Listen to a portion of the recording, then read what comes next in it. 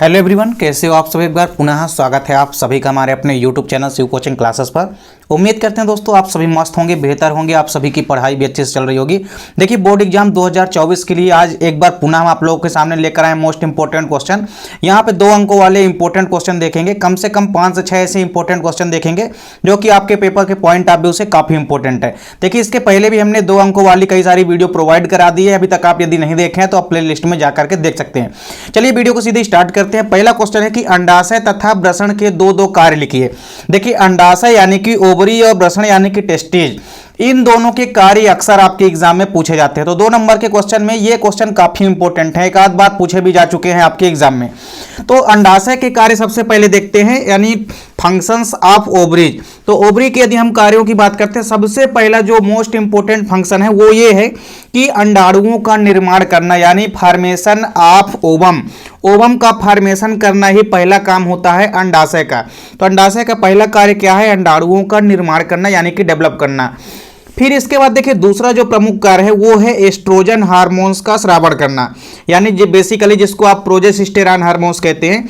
तो oestrogen hormones का स्रावण करना जो कि मादा में द्वितीयक लैंगिक लक्षणों के लिए उत्तरदायी है।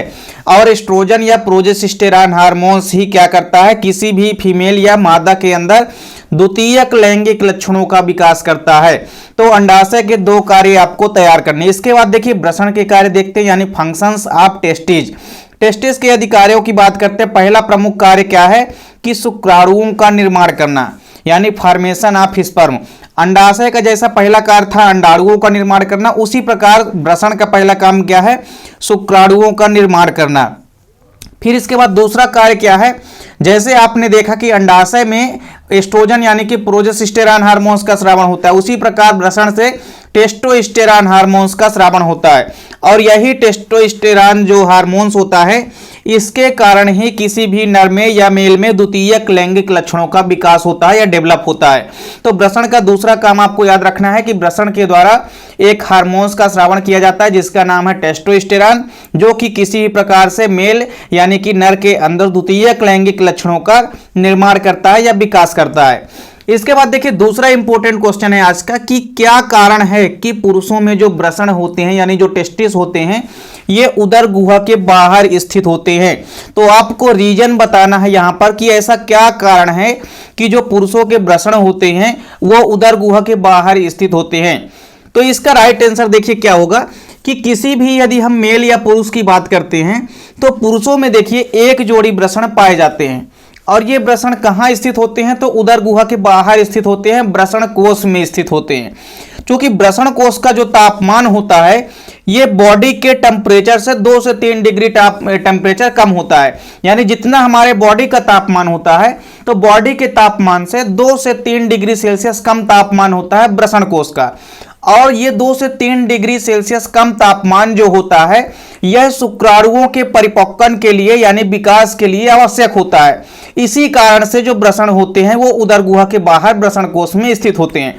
तो आपको यही बताना है कि जो पुरुषों में एक जोड़ी वृषण होते हैं ये उदर गुहा के बाहर वृषण कोश में स्थित होते हैं, क्योंकि वृषण कोश का जो तापमान होता है वो बॉडी के तापमान से 2 से 3 डिग्री सेल्सियस कम होता है, जो कि शुक्राणुओं के परिपक्वन के लिए उपयुक्त होता है या अच्छा होता है, जिस कारण से ही वृषण उदर गुहा के बाहर स्थायी रूप से वृषण गुहा में स्थित होते हैं। अब इसके बाद देखिए तीसरा क्वेश्चन आपको क्या तैयार करना है। यदि लीडिंग कोशिकाएं नष्ट हो जाए तो नर के लैंगिक लक्षणों पर क्या प्रभाव पड़ेगा? यह क्वेश्चन भी काफी इंपॉर्टेंट है। क्या बोला गया है कि यदि लीडिंग कोशिकाएं नष्ट हो जाती है तो नर के लैंगिक लक्षणों पर क्या प्रभाव पड़ेगा? देखिए लीडिंग कोशिकाओं की यदि बात आती है तो सबसे पहले जिक्र आता है टेस्टिस यानी कि ओवरी का। तो किसी भी मेल के अंदर एक जोड़ी यानी कि 2 वृषण पाए जाते हैं, तो उन वृषण के अंदर लीडिंग कोशिकाएं पाई जाती है। जैसे ही आप वृषण का टीएस कार्ड देखेंगे उसमें आपको लीडिंग कोशिकाएं यानी कि अंतराली कोशिकाएं आपको दिखेगी। तो लीडिंग कोशिकाओं से ही टेस्टोस्टेरॉन हार्मोन्स का स्रावण होगा। और हमने आपको क्या बताया पहले वाले क्वेश्चन में कि टेस्टोस्टेरॉन हार्मोन्स क्या करता है? किसी भी मेल के अंदर द्वितीयक लैंगिक लक्षणों का विकास करता है। तो अब आप ये बताइए, जब लीडिंग कोशिकाएं नष्ट हो जाएगी तो लीडिंग कोशिकाओं से टेस्टोस्टेरॉन हार्मोन्स का स्रावण होगा नहीं। अब जब टेस्टोस्टेरॉन का हार्मोन्स का स्रावण नहीं होगा तो नर के द्वितीयक लैंगिक लक्षण जो हैं इनका विकास रुक जाएगा।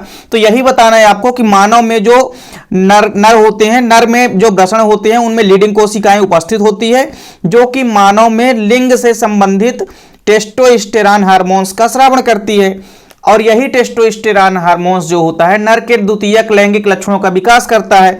अब यदि लीडिंग कोशिकाएं नष्ट हो जाएगी तो टेस्टोस्टेरॉन हार्मोन्स का स्रावण रुक जाएगा और नर में द्वितीयक लैंगिक लक्षणों का विकास रुक जाएगा। चलिए इसके बाद चौथा क्वेश्चन आपको देखना है। चौथा क्वेश्चन आपके सामने दिया गया है कि मादा युग्मकोद्भिद यानी कि भ्रूण कोश का नामांकित चित्र बनाना है। तो एक परिपक्व मादा युग्मकोद्भिद यानी कि भ्रूण कोश का नामांकित चित्र आपको तैयार करना है। देखिए यहां पास हमारे पास चित्र तैयार है। इसमें आप देखेंगे कि जब भी बात आती है किसी भी भ्रूण कोश की संरचना की तो पहला क्वेश्चन तो इसमें से यही बनता है कि एक परिपक्व भ्रूण कोश के अंदर कितनी कोशिकाएं और कितने केंद्रक होते हैं। तो आपको याद रखना है कि एक परिपक्व भ्रूण कोश के अंदर 8 केंद्रक और 7 कोशिकाएं होती है।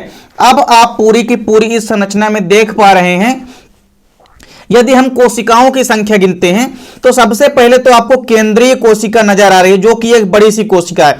पूरा का पूरा ये जो बीच वाली कोशिका है जिसके अंदर आपको 2 केंद्रक दिखाई दे रहे हैं जिनको हम ध्रुव केंद्रक या द्वितीयक केंद्रक भी इसको कहते हैं।